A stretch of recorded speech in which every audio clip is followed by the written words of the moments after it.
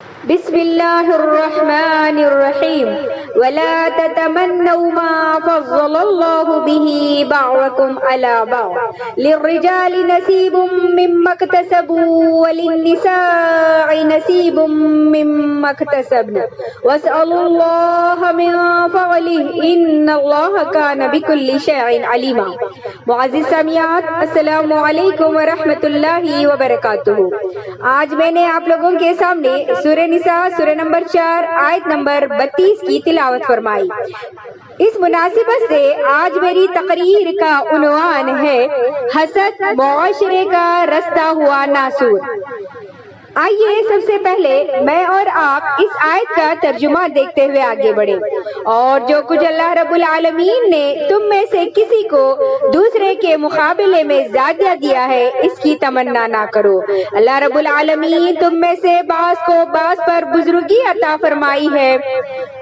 مردوں کا اس میں حصہ ہے جو کچھ انہوں نے کمایا، اور عورتوں کے لیے اس میں حصہ ہے جو کچھ انہوں نے کمایا ہے، اور اللہ رب العالمین سے اس کا فضل مانگو، یقیناً اللہ رب العالمین ہر چیز کا جاننے والا ہے۔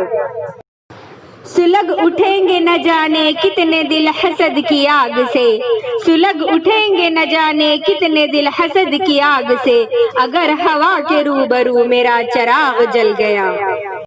مسلم معاشرہ آج جن جن روحانی بیماریوں کا شکار ہے، اس میں ایک اہم ترین حسد کی بیماری ہے۔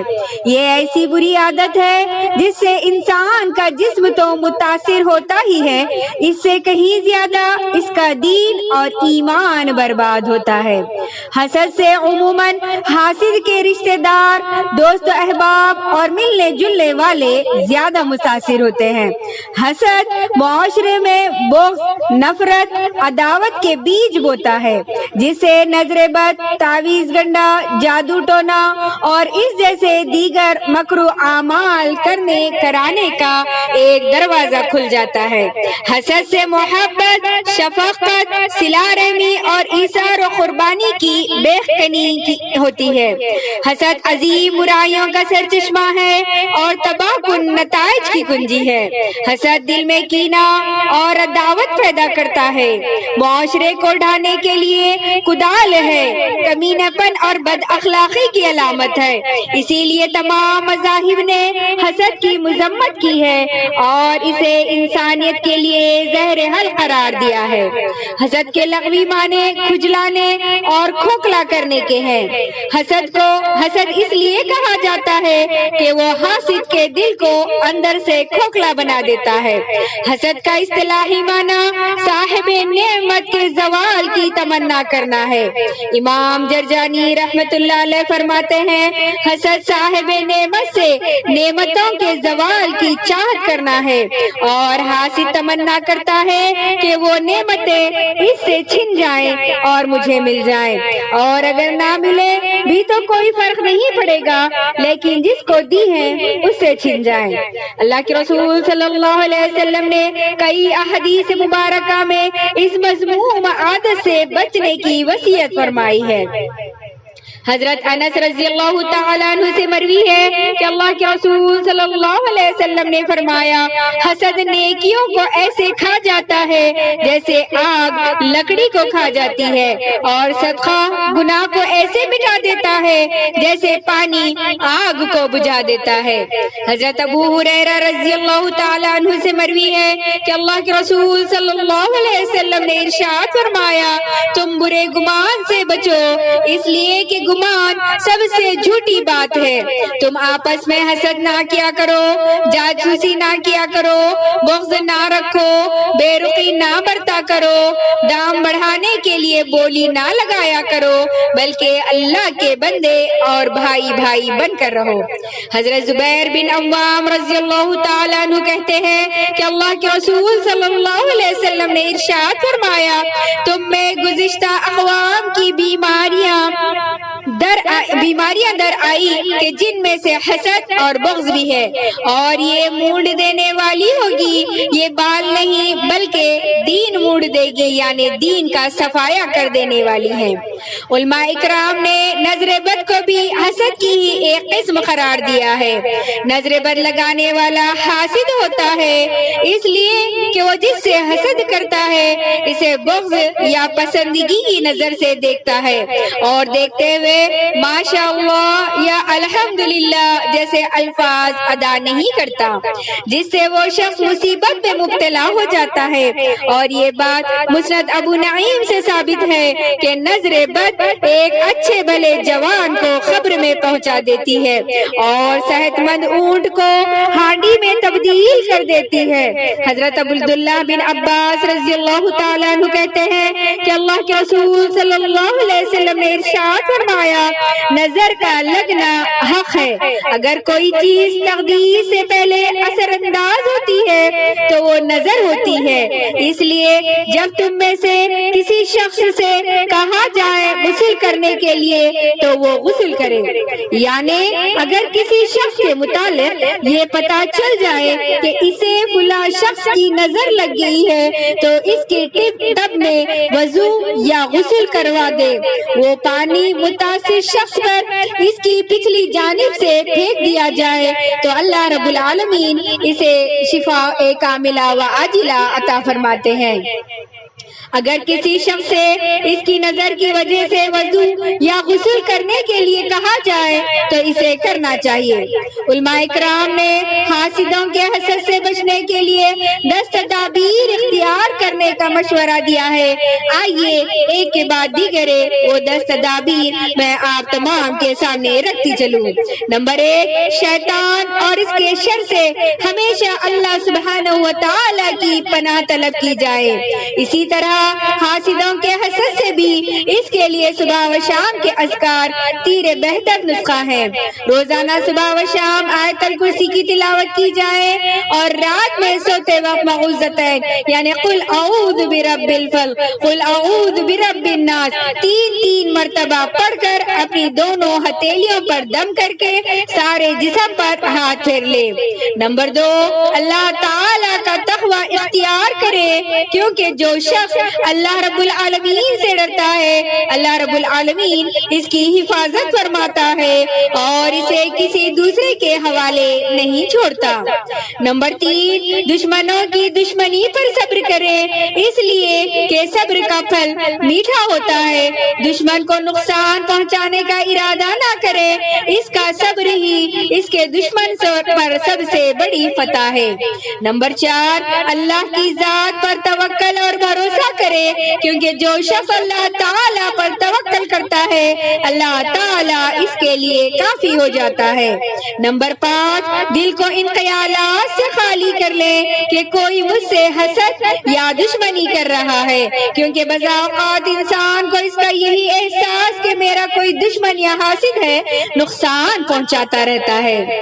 نمبر 6، اللہ تعالیٰ کی عبادت اور اطاعت کی پابندی، دل میں اس کی محبت اور اس کی جانب انابت اور رجوع اسی کی رضا کو اپنی زندگی کا مقصد بنا لینا چاہیے۔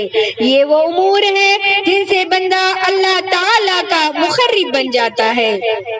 نمبر 7، اللہ کی جناب میں توبہ و استغفار کرے، کیونکہ اللہ رب العالمین کا فرمان ہے تمہیں جو بھی مصیبتیں پہنچتی ہیں وہ تمہاری گناہوں کی وجہ سے ہے۔ اللہ رب العالمین نے سورہ شورا سورہ نمبر 42 آیت نمبر 30 میں یہ بات ارشاد فرما دی۔ صدقہ و خیرات کرنا یعنی نمبر 8 صدقہ کرنا، اس سے بھی بلائیں اور مصیبتیں دور ہوتی ہیں اور یہ حاسدوں کے حسد سے اور نظر بد سے بچنے کا مجرب نسخہ ہے۔ نمبر 9، حاسدوں کے ساتھ احسان کرنا، اس سے بھی انسان حاسدوں کے شر سے بچ سکتا ہے۔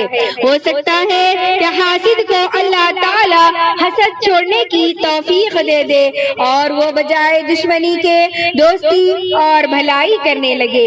نمبر 10، انسان توحید پر قائم رہے اور یہ جان لے کہ اللہ کے سوا کسی میں بھی نقصان یا نفع پہنچانے کی طاقت نہیں ہے۔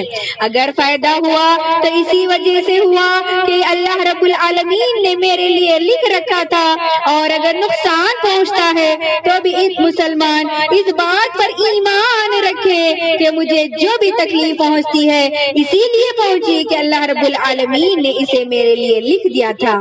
یہ 10 باتیں اور اسباب ہیں جن سے انسان حاسدوں کے حسد سے محفوظ رہ سکتا ہے۔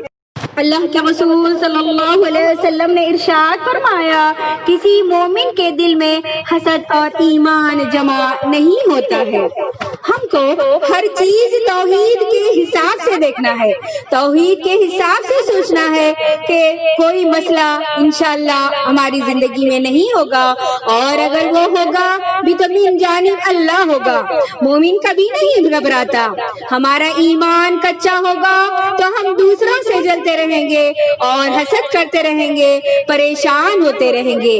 میری ماؤں اور بہنوں، حسد اور جلن جتنا زیادہ دل کے اندر ہوگا تو نقصان بھی اتنا ہی زیادہ ہوگا، اور فائدہ تو کچھ نہیں ہوگا۔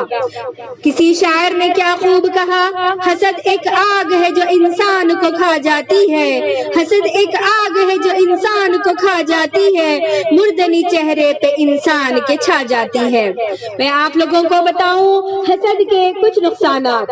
حسد اور جلن کی وجہ سے یہودیوں نے اسلام قبول نہیں کیا، اور آج دنیا میں بھی نبی کریم صلی اللہ علیہ وسلم سے جلن اور حسد کو پال کر نبی کریم صلی اللہ علیہ وسلم کے کارٹون بنائے جا رہے ہیں۔ اسی طریقے سے اگر آج میں اور آپ دیکھیں تو یہودی قوم سب سے آگے ہے اپنے مذہب کو اوپر کرنے کے لیے اور اسلام کے خلاف بات کرنے کے لیے۔ قرآن مجید کو جلایا جا رہا ہے، نبی کریم صلی اللہ علیہ وسلم کو بدنام کیا جا رہا ہے، اسلام کو بدنام کیا جا رہا ہے، مسلمانوں کو بدنام کیا جا رہا ہے۔